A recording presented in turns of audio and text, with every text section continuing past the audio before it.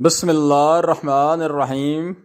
حضرت ابو درداء رضی اللہ تعالیٰ عنہ سے روایت ہے، انہوں نے کہا رسول اللہ صلی اللہ علیہ وآلہ وسلم قیام کی حالت میں تھے کہ ہم نے آپ کو یہ کہتے ہوئے سنا، میں تجھ سے اللہ کی پناہ میں آتا ہوں۔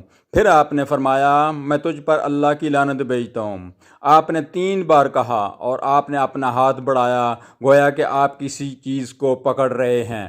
جب آپ نماز سے فارغ ہوئے تو ہم نے پوچھا، اے اللہ کے رسول، ہم نے آپ کو نماز میں کچھ کہتے سنا ہے جو اس سے پہلے آپ کو کبھی کہتے نہیں سنا، اور ہم نے آپ کو دیکھا کہ آپ نے اپنا ہاتھ آگے بڑھایا۔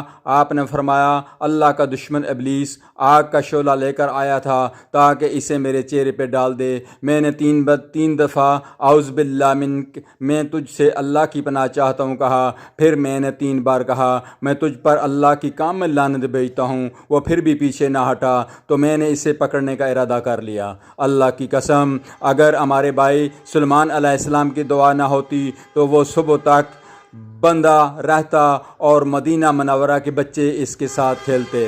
صحیح مسلم حدیث نمبر 1211۔ چینل کو سبسکرائب کر دیا کریں تاکہ آپ تک نبی کریم صلی اللہ علیہ وآلہ وسلم کی پیاری پیاری حدیثیں آپ تک بر وقت پہنچ سکیں۔